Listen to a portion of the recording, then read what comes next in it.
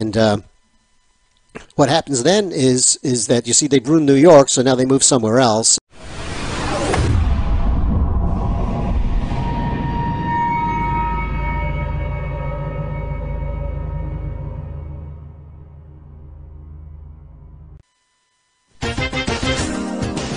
Welcome to the Michael Blum Show, where we talk about things you don't want to talk about.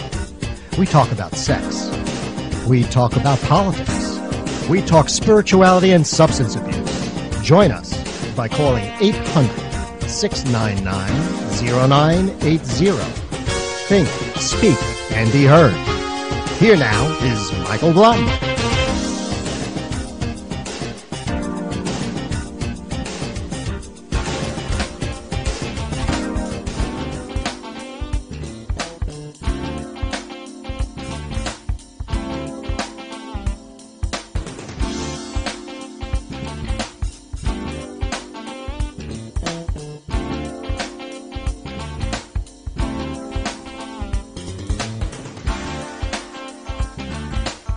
Welcome, everybody. Welcome to the Michael Blum Show. I hope everyone had a good week or so.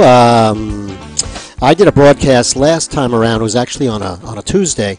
Sometimes I get real tired on Monday. I don't know what the heck it is. Maybe it's in the weather, but who the heck knows? Anyway, I do want to welcome everybody. This is a call-in show. If you would like to speak to us, feel free to do so. The number here is 800-699-0980. Again, 800-699-0980. We talk about things most people don't really want to talk about. We talk about sex. We talk about politics. And tonight we will be talking some politics with one of my favorite political analysts, but a little bit about that in a couple of minutes. This weekend, I went to a family function, and family functions are always interesting to me because you do come upon some people that have extreme liberal tendencies. I am usually in the minority no matter where I go down here in South Florida. South Florida, I guess, is kind of like California in a certain way because the southern end of the state is notoriously Democratic, and the northern part of the state is overwhelmingly Republican. And that's because of a liberal phenomenon called destroying where I live. Okay, let me explain this liberal phenomenon to you. You see, I noticed this when I was a kid.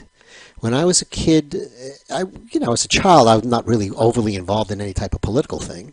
But the mayor of New York City when I was growing up, one of them, second mayor when I was a kid, was John Lindsay, who was an extremely liberal mayor. Gave the city away to anyone and everybody, kind of similar to what you see now going on with de Blasio. You know, the cops are always wrong. Everyone's a poor victim who kills you, and they have to be taken care of. That kind of attitude. And I had a few friends that were very liberal.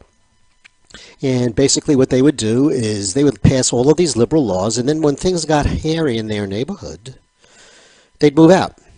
Just move somewhere else. And that's what I see happening again now in New York. You have people that are leaving the city because of the expense. Same thing in New Jersey. They're leaving the city, and now that it's been kind of like created into a cesspool from liberal thought and liberal policy, and then they go ahead and they move to a place like Asheville or somewhere in North Carolina, and they bring along with them their liberal attitude and their liberal voting prowess. And what happens then is that, you see, they've ruined New York, so now they move somewhere else, and eventually when they ruin that place, they'll go ahead and move somewhere else again. I would really like to see Trump take those folks down at the border, take them and move them to, I don't know, Malibu Beach. I think that would be good. People really don't realize what they do sometimes unless they actually live of what they do. It's easy to talk. It's easy to say, oh yeah, we can help people. Let's help people. So I'm at this affair. It's a cousin's. It's not a very close relationship to me. And I'm talking to one of the people there, and he is just talking, wow, that Pompeo jerk. Can you imagine that moron, our president? But I said, well, here's one of the best resumes I think I've ever seen in my life. I said, and there's something else I think you got to realize is that, from what I remember, the Republicans won the Senate, the House, and the presidency. So basically, I don't really give a goddamn what the hell you think of. It's not the Republicans' job to go ahead, now that they're in office, to go ahead and put in whatever the other side would like. They wouldn't do that at all, ever. Can you imagine that? Can you imagine the libs doing something? Oh, well, we better listen to those Republicans and do something there.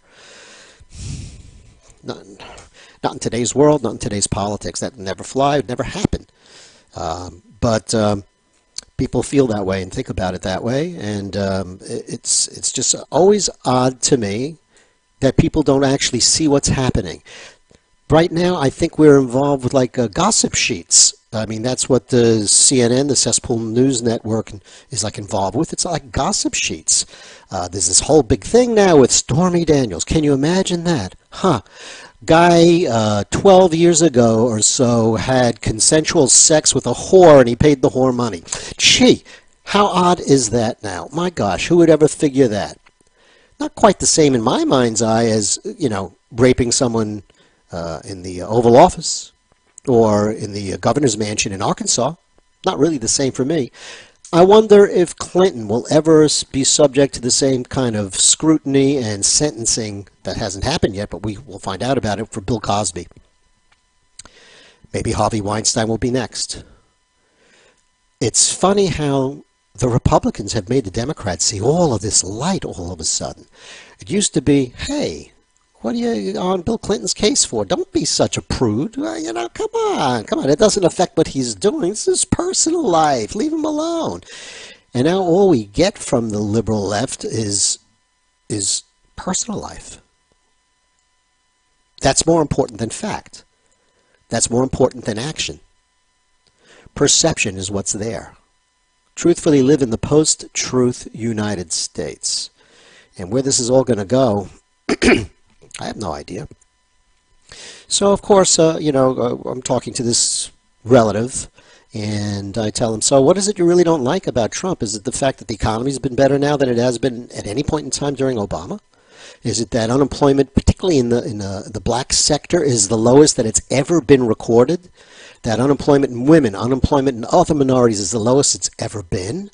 Is it the fact that North Korea is going to start to talk? Is it the fact that he's trying to make some headway? We have the Saudis now and Jordanians and the United Arab Emirates and all of these places coming together with Israel. Sometimes I think if the Israelis and the Arabs are on the same page about something, maybe you ought to listen to it, because that's a rarity. And maybe there's something to it. And, he's such a jerk, a moron. But yes, he's a buffoon, he's a loudmouth, he's a bloviating moron, da-da-da-da-da-ba-ba-ba-bum. But his policies happen to be working really well. And I don't know if he's shooting from the hip or not. If he is, he's got really good hips to shoot from, because he's extremely accurate. And what he says usually comes to pass. So it's interesting how other people think. I try not to blow them out of the water or anything like that. I can get very political and nasty from time to time on this show. But in personal life, I don't really talk about politics much at all. My wife actually can't stand talking about policy and talking about politics. So this is my outlet. Sometimes I think that I would just blow up if I didn't have the outlet here to go ahead and talk. If you'd like to talk to me as well, feel free to do so. The number tonight is 800-699-0980. Again, that's 800-699-0980. We look forward to your calls. I want to play. Should I do that before we call Frank up? I don't know that we're going to have enough time. I'll just talk about a couple of other things that I see going on in the news. We talked last week, the segment, it was about an hour or so, on sex, but not on sex like having sex or sexual techniques or how you improve this or elongate that or nothing like that. It was all about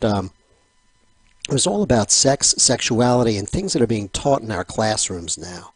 And I did read an article, I don't have it in front of me, about someone. I am so thrilled that my second grader, let's see, kindergarten, you're 5, 6, so 7-year-olds. We're talking about people who are 7-year-olds, are being exposed to all different types of genders and understand all the facts that gender and sex may not be the same thing.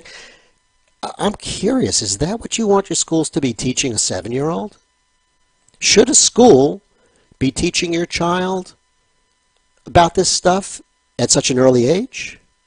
My feeling is basically no. I think you might be better served, to teach unimportant stuff like reading and math and all of that, which are the subjects that people in the United States do really poorly on.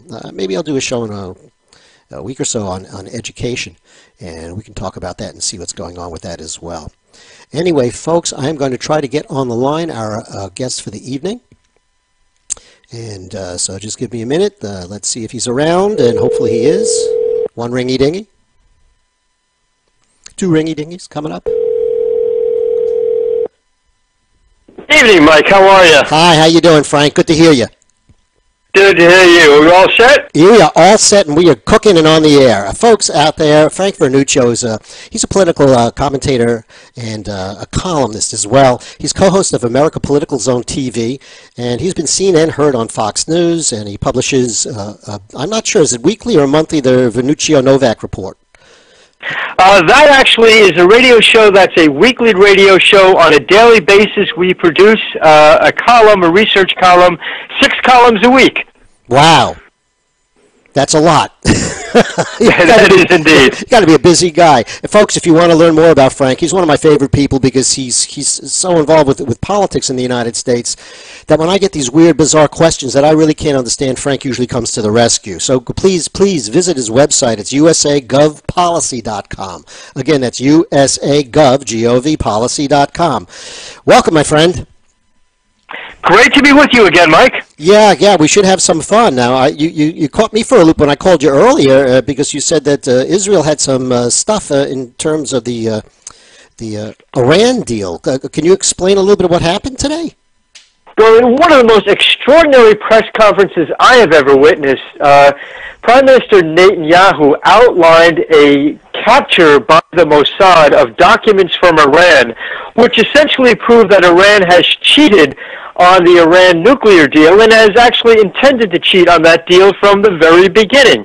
It turns out that Iran, at a facility called Fedor, has been hiding evidence of its nuclear program.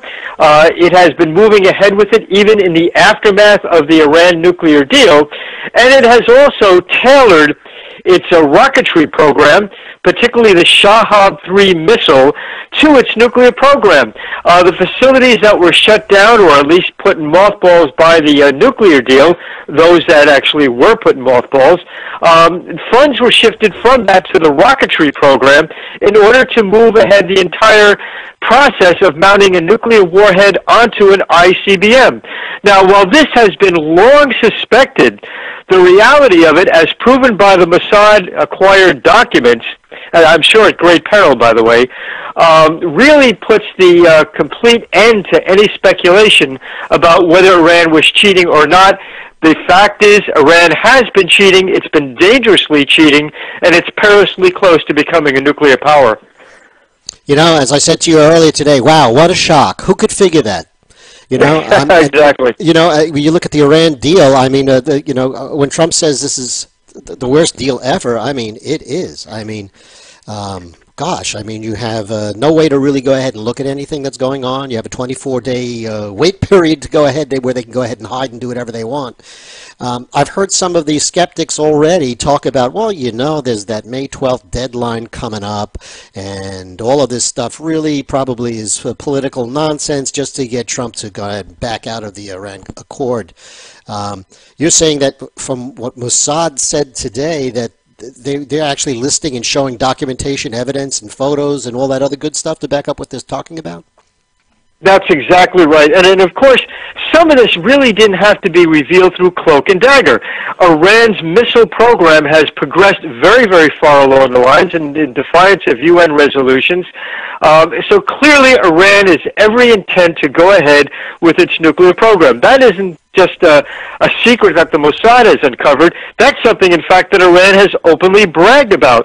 But what the documents also revealed is that even while the Iranians, when they were given the opportunity to come clean, when the deal was finalized, and you know they were told, look, you know, admit now any work you've done in the past, so we'll let bygones be bygones as we move ahead with this deal. The Iranian leadership and there's no nice way to put this, simply lied and said they never had a nuclear program of any consequence. These documents prove, in fact, that they had. Iran lied then, and Iran is lying now.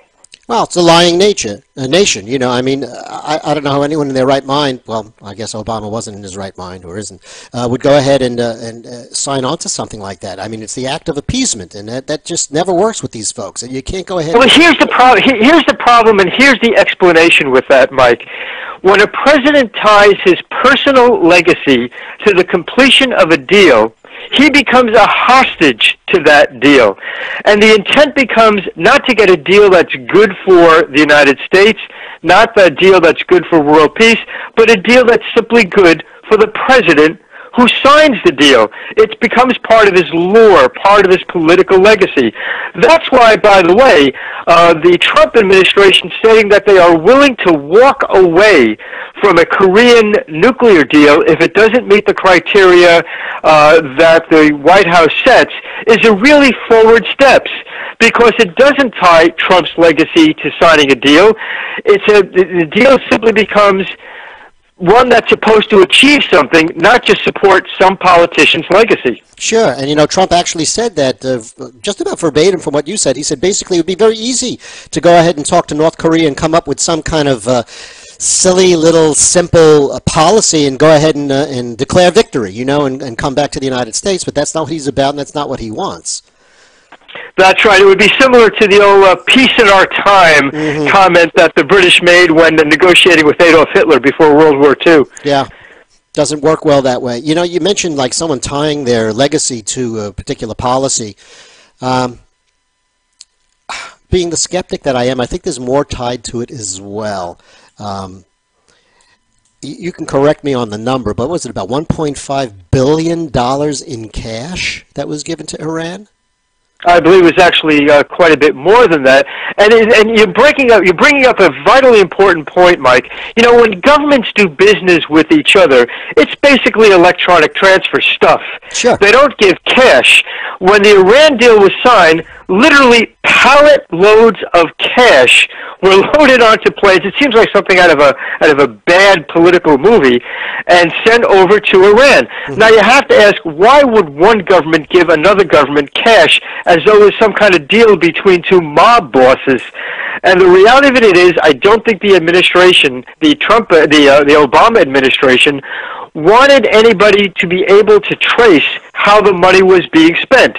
We now know, as a result of some of these Mossad documents, that a good deal of those dollars went to finance the Iranian missile program, and some of those dollars also went to finance Hezbollah's attacks on targets around the world, including the increase in attacks on Israel itself.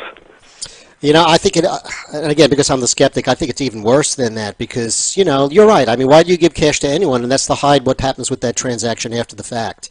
But I have a feeling, and I would hope I'm wrong, but I don't think I necessarily am. I have a feeling that Obama is going to be an extremely wealthy man for a long, long time. And I think you're 100% right on that, and I think that's a really shattering concept when we think that an American president may have, and I hate to use words as vicious as this, but unfortunately they're accurate, may have sold out the interest of his country in return for either his legacy or his pocketbook. You know, I don't think that's a problem for Obama because, after all, we have to apologize for everything because we're such a horrible nation. All we've done throughout our whole existence is take from other countries. We've never helped anyone. We're just terrible people. So I think that selling out the United States is a good thing. Mike, it's interesting. When the president made that comment, when President Obama did his famous apology tour, I couldn't help thinking, did the man ever pick up a history book? If you look at the legacy of the United States, certainly over the past half century, and you look at the fact that the United States went against its own British and French allies when those two nations tried to take over the Suez Canal from Egypt, we came in on the side of Egypt. When you look at the billions of dollars trillions of dollars we've transferred to Arab nations in return for commerce of oil.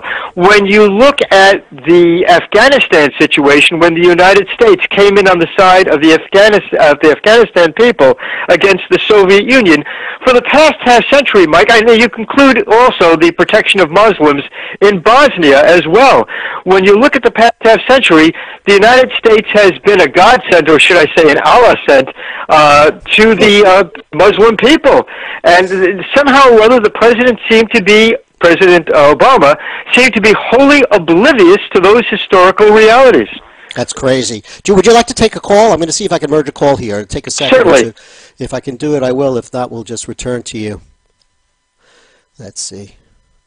Hey, what's up, baby? Hey, how you doing? What can I do for you? Welcome to the Michael Blum Show. What do you got to say? You're talking right a sec. Hey, this here big man. What's What that? you want to talk about? Hey. Yes, you got to turn off whatever it is that you're listening to us from, because you'll get confused between that and the phone.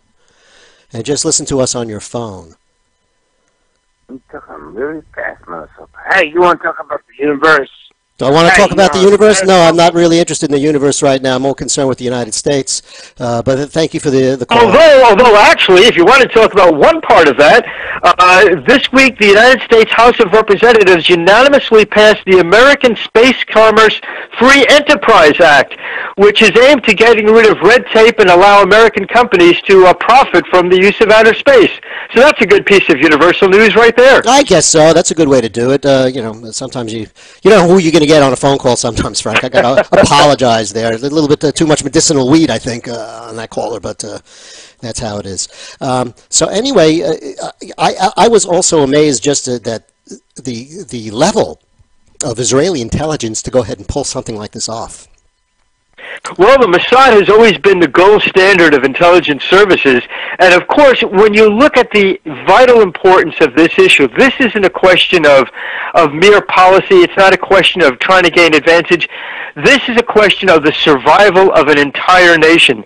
Israel is a small nation geographically. It's about 2 atom bombs wide. And Iran has openly stated that one of the first things it wants to do when it gets a nuclear bomb is to drop them on Israel. So when you think of the stakes at hand here, you must realize how important it is for the Mossad to find out this information. I'm sure they had all the resources of the entire nation at their disposal to do so. You know, the other thing that I see happening, which is interesting to me, is that Saudi Arabia now and the United Arab Emirates, Jordan, and all those people, along with Israel, are starting to really, I think, coalesce in some fashion to go ahead and protect that whole area from Iran. And to me, if the Israelis and the Arabs are on the same page with anything, it's probably a good idea to listen to what they have to say. I think those countries have traveled along a path where they finally have come to realize that it's in their best interest for a whole variety of reasons, military and economic, to put aside nonsensical differences and to really come together. That area of the world, instead of being bluntly the hellhole that it is in many ways, could be a paradise. And if you link together the technology of the Israeli nation, the resources of Saudi Arabia, Jordan, and Egypt, there could be a marked change in the fortunes of the whole region, and it makes sense for them to come together. When President Trump visited Saudi Arabia early on in his administration, it kind of was the linchpin of a change in policy perspective. And I think it's going to produce extraordinary results. You know, I've always said that basically, not biblically, the Muslims and the Jews are kind of like cousins. You know, it's the same. You go back on that now. Of course, Quran is very, very different than the Torah would be, but basically, there still is a lot of things that are common thread. And if you come into modern times and you're not still in the second or third century, there's a good opportunity for those sides, if they got together, to really, really, I think, control quite a bit and conquer that part of the world. I mean, it would. I think it would be an amazing feat to go ahead and see all of those nations come together and do something promising. You know, the planet has seen some interesting periods of time. You know, following the American Revolution, for example, there's a period of awakening of consciousness of individual rights. You move forward to the decolonization period after World War II. We might be seeing in the Middle East a period, an epoch of time just like that, where people have suddenly realized, hey, we don't have to go through this nonsense. We can have a much different way of life, a much better way of life, if only we throw away some ideas which simply didn't make sense in the first place. That's what we might be seeing in the Middle East. You know, I sure hope so. I would love to see some positive change come out of all of this stuff. Particularly, I'd like to see some positive change come out under the Trump administration, because I'm sure that the more success that he has, the more it will drive the political left nuts, and you know, the more they'll be talking about you know, 10-year-old mutually consenting affair between somebody and a whore, basically, and then the whore gets paid money, and somehow that's like a whole major deal. You know, CNN which I call the cesspool news network, has been concentrating last week. I haven't heard it too much this much with PP tapes. You know, the tapes that don't exist, just like collusion doesn't exist, and by the way, Mike, you know, you bring up a great point. Isn't it interesting that the voices of the Me Too movement and the women's rights movement seem to be strangely silent about the attack on Sarah Huckabee Sanders in the White House Correspondents' Dinner? Where are they protecting that particular woman? I guess if it's a woman who leans more towards the right of center, that she doesn't have the same rights as other women. sure. Well, look what they used to say about Sarah Palin. I mean, you know, what was that? The pig with lipstick? Yeah, exactly right. You know, they're very picky with who they support and who they don't support that way. You know, but that's just to me, the party is so hypocritical. It's ridiculous. You know, my son is a Democrat. I was a Democrat at one point in time. The last Democrat I voted for was Carter. What a mistake. And well, but you know, even so, I mean, the Democrat Party of today is not the Democrat Party of even 20 or 30 years ago. When you have people like Tom Perez, an out-and-out radical, when you have an anti-Semite like Keith Ellison, who's, for heaven's sakes, the deputy chair of the Democrat Party, this is not the Democrat Party that I think most people of a certain age grew up knowing. If you had a president like John Kennedy, he would have absolutely no place in this party whatsoever. In fact, he would be a target of the leadership of the Democrat Party. Sure. It's unfortunate when we've seen the death of one of the two great political parties in American history, and I think that's exactly what we have seen. Barring some major change in the next couple of months or years, and I don't really foresee that happening, the Democrat Party as a major political party representing a substantial portion of the American population will cease to exist.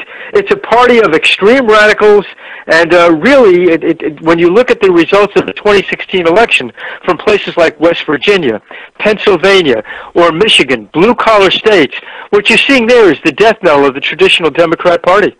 you know, you're taking the words out of my mouth quite literally. You know,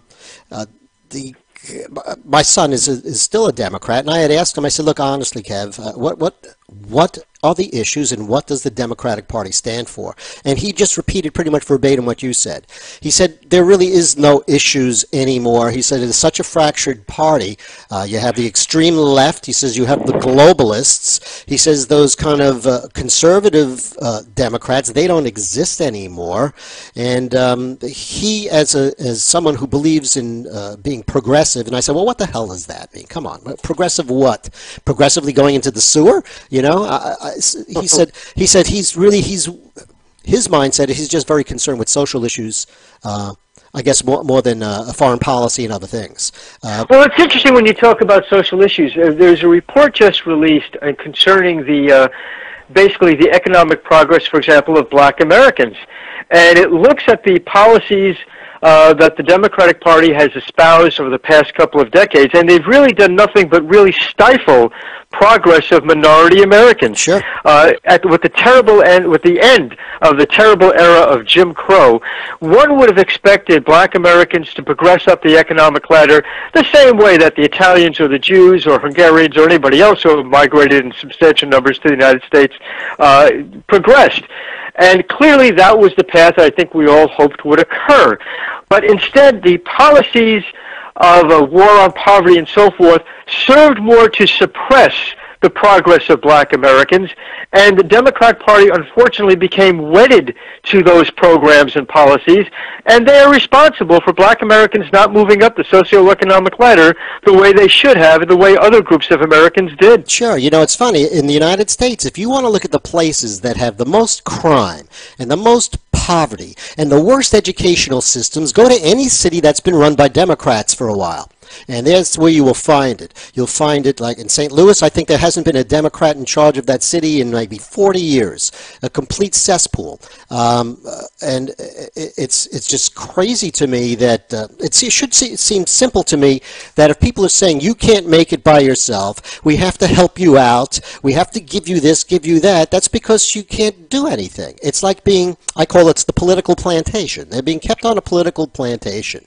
And I got to tell you, when I taught for the New York City school system, and this is in the mid-'80s, I would talk to some kids about, well, what are you going to do in your future? And you said, well, I think I'll probably get married, the man will leave me, I'll go on welfare like my mom and grandmom did, and that's become the way of life for a lot of people. And you know, Mike, it's interesting. I was talking to one of our colleagues, Charlie Butler, who's a black American, has a great radio show out of Chicago.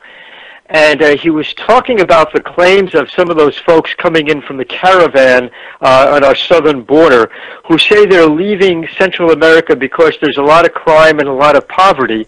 And Charlie, who's a very wise man, said, well, if that's the case, then the people of Chicago should say that they want to be refugees out of the city of Chicago, move to someplace nicer, because they're subjected to all that crime and all that poverty in places like Chicago, which are run by left-wing politicians. Sure. Now, my answer would be different. You see, I would say to them, well, look, we really can't send you refugees over to Chicago because there's no way you're going to make it there. The crime is terrible. There's no jobs. There's nothing. Instead, what I would do is I would get a bus. I would take all those folks, and I'd move them and have them do it like a tent city on Malibu Beach.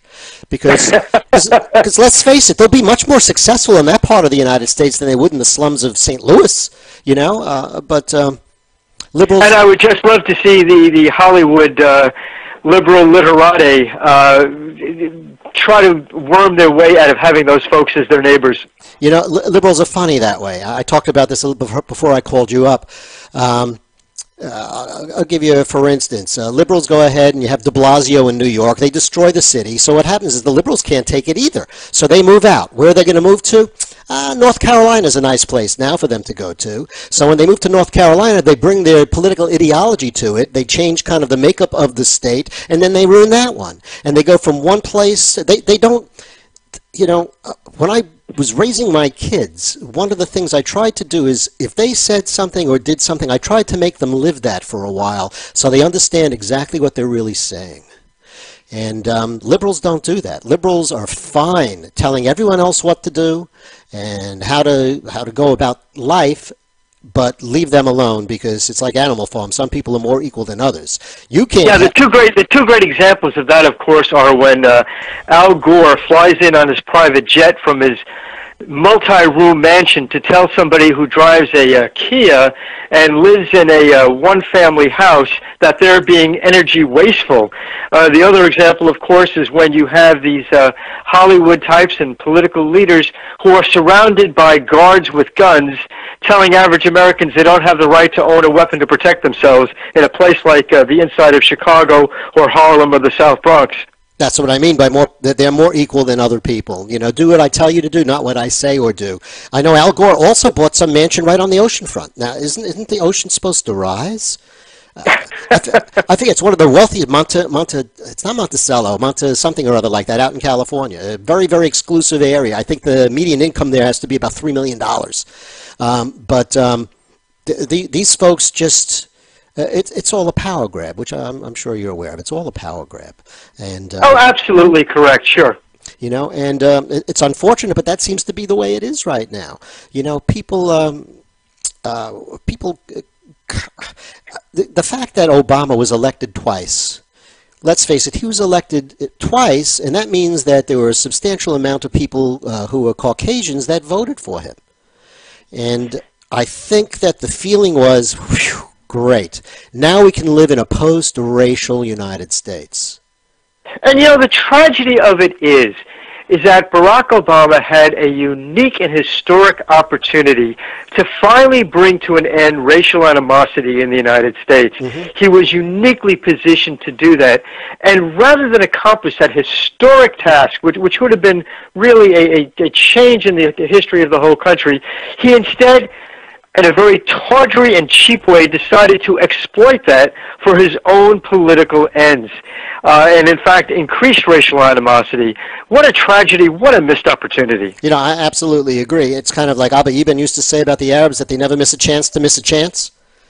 Exactly right. So this is the same thing going on. This guy really did have the opportunity. And I was obviously not an Obama fan, but when he was elected, I had that in my head too. I said, well, good, maybe at least we can get past this nonsense and move on. I think we've been brought back to the mid-50s to maybe 60s in terms of race relationship in the United States. So the fact that Obama was the president really didn't work well in terms of any of that at all. I was curious also to get your take. I'm going to switch gears slightly here. Your take on what is going on in North Korea at the moment, because I believe that North Korea doesn't really do anything unless the Chinese tell them what to do. Now, I could be wrong. I want your expertise on it. Maybe Kim Jong-un actually can do things without the authority of the Chinese.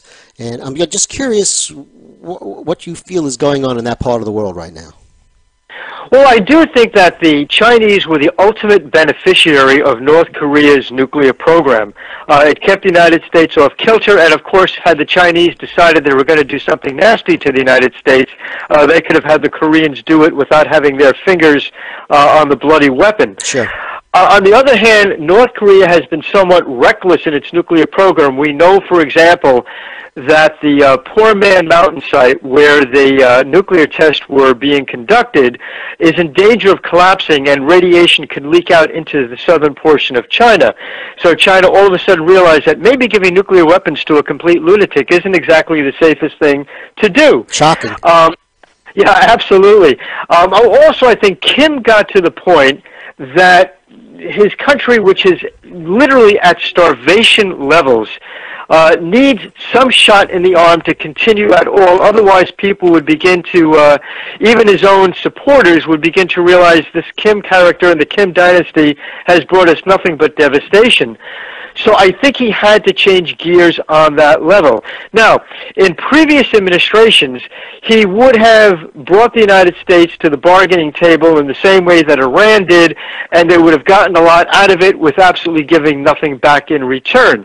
But several weeks or months ago, Mike, you might remember, the President Trump said, we will provide fire and fury like the world has never seen. Sure. I believe Kim began to get a little bit weak at the knees at that point, and realized with all of these factors, the starvation of his own country, the Chinese no longer being enchanted with his nuclear program, and an American president who finally had the guts to threaten North Korea, the time had come for negotiations.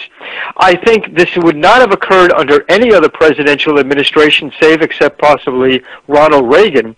And all these factors brought together to bring North Korea to the bargaining table.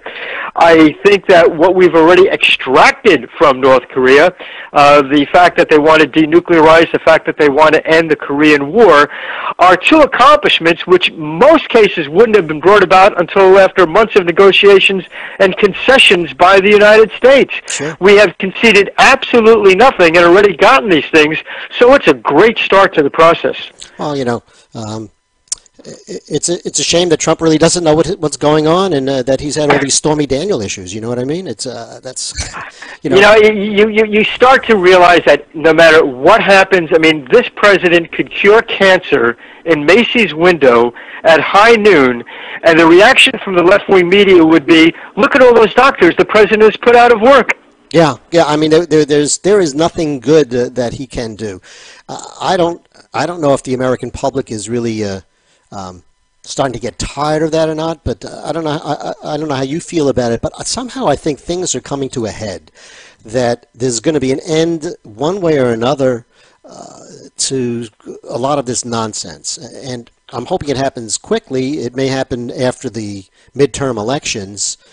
But it just seems that the left is just grabbing at so many straws and just creating so much nonsense. Particularly in the aftermath of two things. The Inspector General's report on Andrew McCabe, the former Deputy Director of the FBI, which basically indicated this guy was a partisan worker for the Clinton campaign, and of course also in the House Intelligence Committee report vindicating the president from any charge of Russian collusion. It's beginning to be extraordinarily apparent that the so-called deep state was really working to overturn the will of the American people. And I think the American people might be slow to anger over things like this, but I think once that anger is kindled, watch out.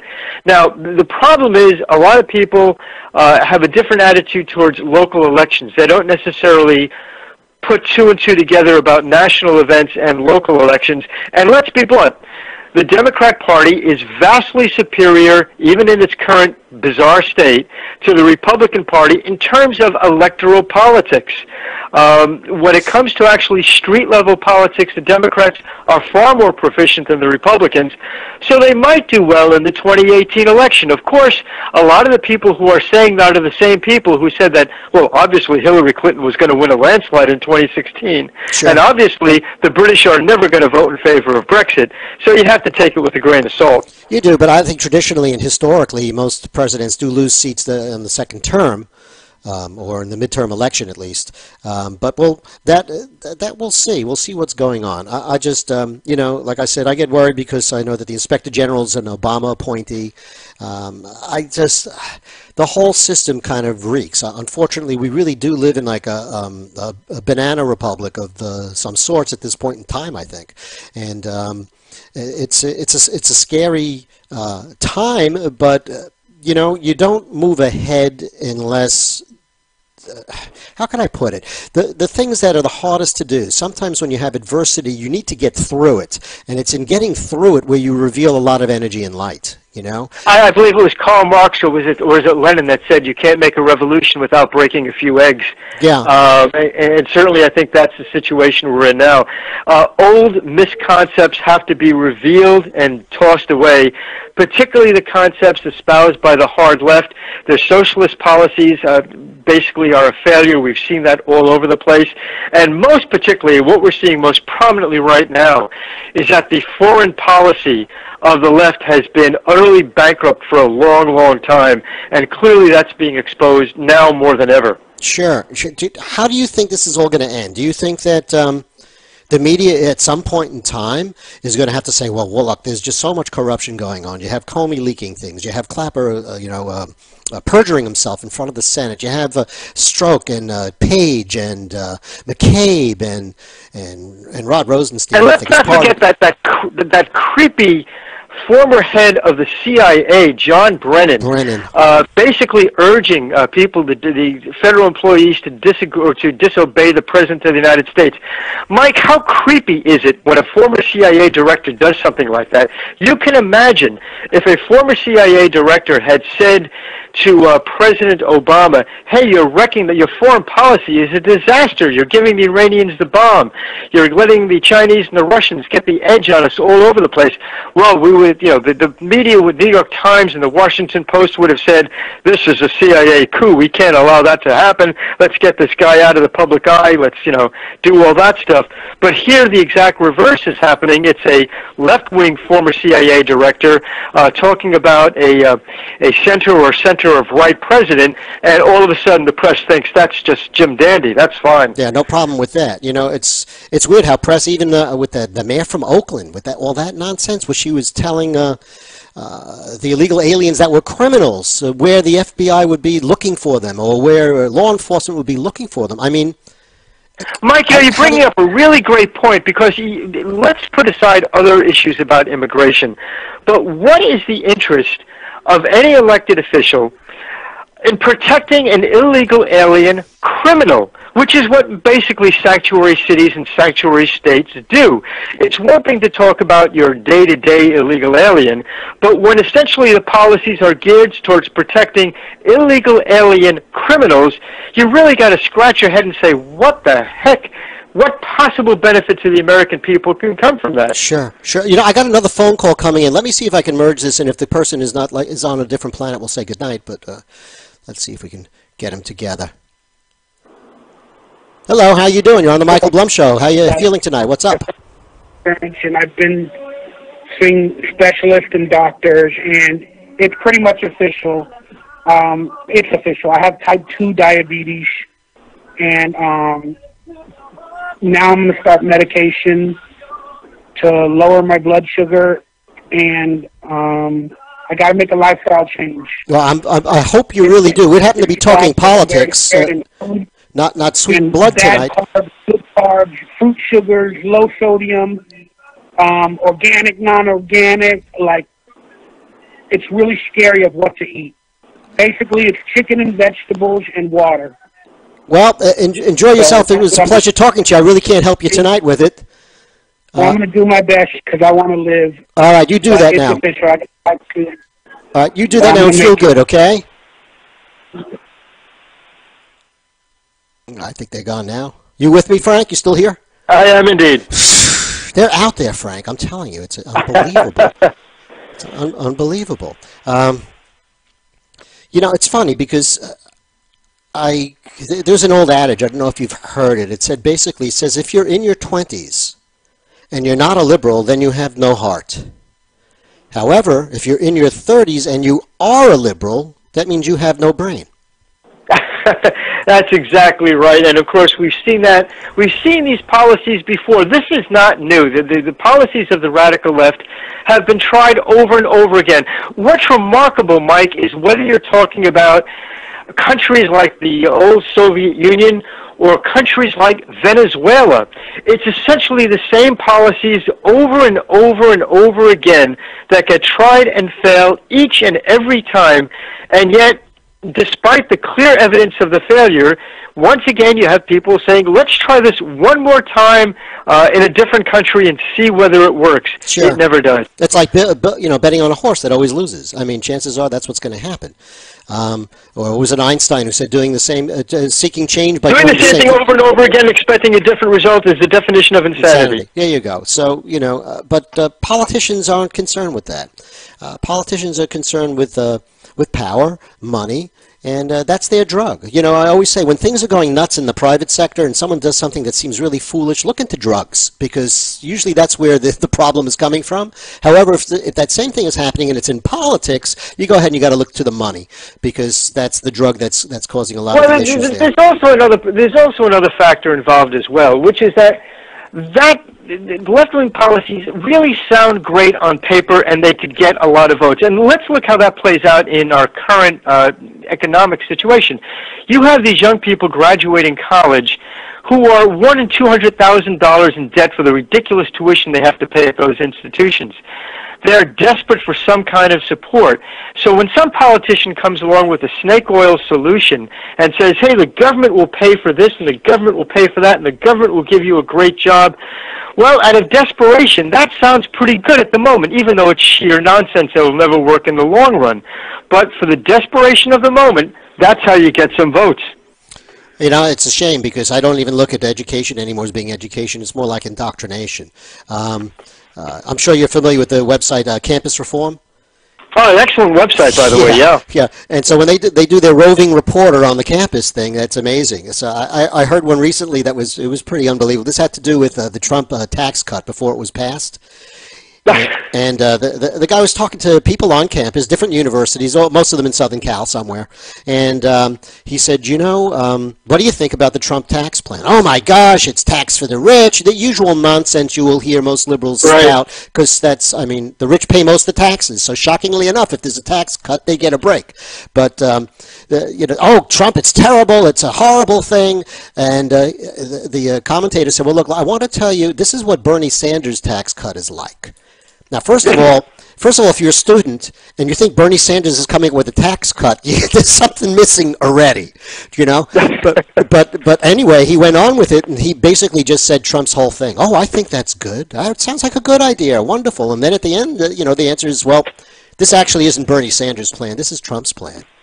And goes, gee, I can't believe that. Are you sure? I mean, these people are so indoctrinated with vitriol, hate, and a lack of really... Well, part of the reasons for that, of course, you can see the result from a survey that was done in 2017 by the National Association of Scholars, which found that the teaching of civics and history has almost vanished from our school systems, and not just in college, but also in grammar school and high school as well. Without any knowledge of history, without any knowledge of precedent, you're going to repeat the same mistakes over and over again. And these young folks, unfortunately, in many cases, have not been given the benefit of a teaching of history or a teaching of civics or a teaching decently of economics. Karl Marx's book is basically the most used book in terms of college economics courses. So, you have to expect pretty bad results. Yeah, it is quite amazing. And I sought to see from social justice warriors some horrible things that are going on with the schools. I talked last week about sex, not in a prurient way, but in what's going on in schools and how kids are being taught. And there was one letter that I had from a woman who was thrilled that her second grade son, that second grade is 7 years old, was being taught about gender fluidity and homosexuality. And I'm thinking, on what planet does this person exist? I've read the articles and I've heard the arguments about that, and frankly, I think any parent who does that sort of mindset towards their child is guilty of child abuse. I agree with you. There was another one about this woman who took her kid to the doctor, a pediatrician or something, and it was a male doctor. This is a 4-year-old child, and the 4-year-old child was upset that it wasn't a woman. Now, what kind of 4-year-old would even have that kind of concept in their head? Exactly. Where would that come from? It comes from just truly being indoctrinated. I mean, you look. Well, there's a course that's being taught on several college campuses now, which talks about the toxic effects of masculinity. Oh yes, of course. The funny thing is that if you look at any, I'm looking at some of the newspapers and the magazines that you see on the checkout line at a supermarket, and. That's the same as it's always been. It seems to be nothing has changed. You know what I mean? Men are still men, women are still women, and men will like women generally. And I feel just horrible for these kids. Yes, male toxicity and also being white is a problem. You have to control your whiteness as well. So I can't imagine having a child who's being taught that there's something wrong with him because he's a male, and there's something wrong with him because he's white. But this is where this is going to. It's like the lunatics. It's like what they say, the insane people are running the asylum. If you intentionally wanted to weaken the nation, you couldn't do a better job than our educators are doing today. Yeah, I agree. And I've said before on the air that basically, if you hate the United States, what party would you join? Yeah, quite obviously, the Democrat Party. Where would you be going? If you actually hate the United States, who would you join? What would you do? And the answer is obvious. And I'm just hoping that the fact that they seem to be open about all this, like you mentioned, Tom Perez, a known Marxist communist, and Ellison, the Farrakhan lover, I'm hoping that people start to see things, but you hope so, Mike, but then again, you've seen patterns in history, and the rise of open anti-Semitism in the United States, it really begins to give you chills, because this mirrors exactly what happened in Germany. You have the abandonment of reason and common sense, the abandonment of traditional economics, the use of hatred between different groups, men against women, blacks against whites, Jews against, or blacks against Jews. I mean, this is the type of division and hatred that had destroyed a great country like Germany, and the same thing is being tried now in the United States, and Sure. you really have to worry about the future. Yeah, well, divide and conquer. That's the way it goes. Because their other policies simply don't work. Their economic policies don't work. Their foreign policies don't work. Their social policies don't work. So what do you do when you want to distract people from the failure of your policies?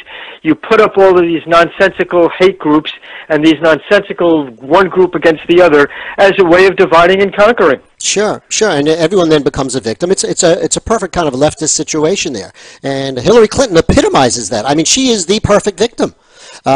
She is exactly what she feels her constituents are. You know, I mean, she didn't do anything wrong. It's not because of her. It's because of men. It's because of this. It's because of that. The one thing that I kind of learned way back when was that to actually be a leader, you can't be blaming anybody. You have to go ahead and move forward. Exactly. You have to take responsibility for yourself, or things just, you know, don't move the way you would ever want them to go. It's kind of sad, but that's the way. When you're talking particularly about Hillary Clinton, the reality of it is, and I think this now has to be admitted, the Clintons were not a political movement. They were a crime family. And I think, you know, and I think if the Clintons had a last name that sounded a bit more like mine, we'd be talking about organized crime and that sort of thing. But that's exactly how the Clintons have operated. How many people who opposed the Clintons have mysteriously vanished, died, that sort of thing. The press hasn't wanted to talk about it, but there it is. Yeah, you know, everyone I think has these weird kind of things happen in their family, that someone they knew died or was killed or something, but I don't have like 30 of them. You know, I mean, it starts to become overwhelming when you actually look at all that. The Clinton crime family, well, that's absolutely true. Do you think that these folks will ever be brought to justice, or is that just not going to happen?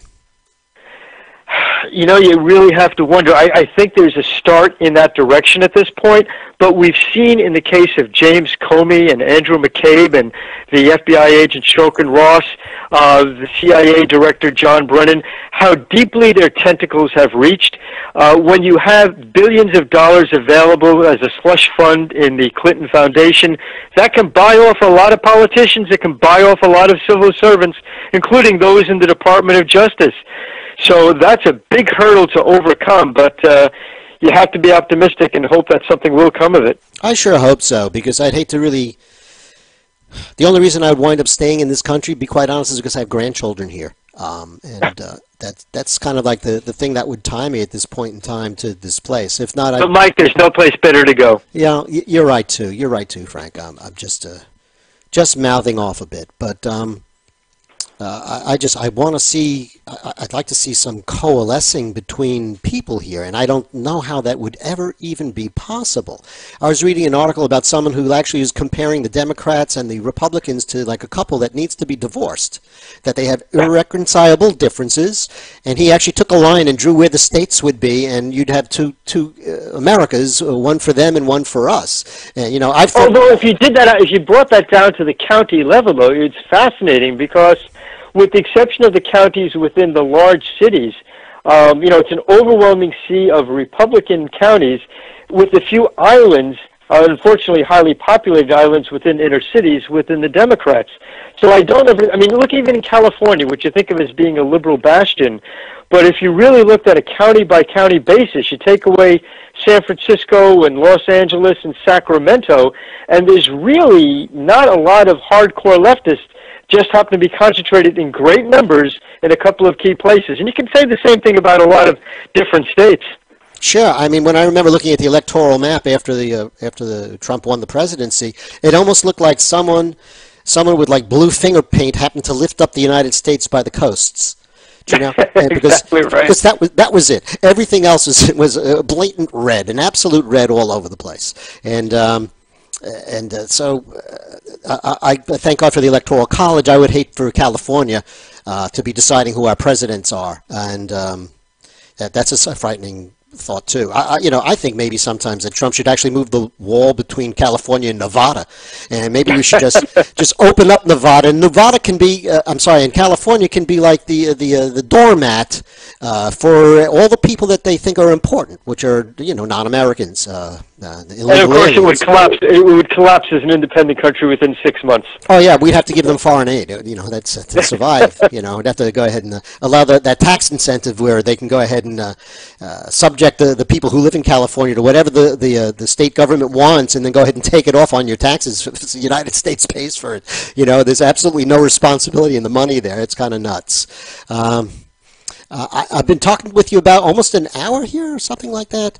Indeed. Yeah, I always have fun talking to you. Yeah, I always have a lot of fun. Things really, really move fast. The last thing I wanted to allude to here, and I think you'll agree with me, is that this blows people's minds sometimes when I approach them with it, but I don't believe in diversity. I think diversity stinks. Diversity is what is getting us into trouble. You want diversity of thought? That's one thing. To go ahead and have other opinions, that's fine. But unification is really what's important, not diversity. Being one. Well, we became a successful and unified country based on the concept of a melting pot, where each group that came in brought their culture, brought their wisdom, brought their food, and all became part of the great American whole. Mm-hmm. The concept of diversity is where all those groups remain basically independent and separate from the cultural whole. Well, that worked great in places like Bosnia, didn't it? Sure. That's what's torn other countries apart. So, of course, the left wants to reproduce that here in the United States. Sure. Sheer insanity. Absolutely. Now they teach that basically as not a melting pot anymore, but I think they call that now a mixed salad. Either that or the gorgeous mosaic, as New York Mayor David Dinkins used to call it. The gorgeous mosaic. I love it. I love it. Frank, it's always a pleasure to talk to you. I think I spoke to you before Trump was elected last, so it's been quite a while. Yeah, it's been a while. Mike, I look forward to our next conversation. Yeah, you take it easy. Have a great time. Live and be happy, and we'll talk next time around. Looking forward to it, Mike. Take care. All right, take care now. Folks, that was Frank Vernucci, and again, he is... He's a political columnist and commentator. You should go ahead and check out the website, usagovpolicy.com. Again, that's usagovpolicy.com. I've been talking here, for a whole hour, and I'm going to take a quick break here, and we'll be back and kind of wrap things up. There are a couple of other items I think we should get to, but we will be back in a couple of minutes, and we'll speak to you then.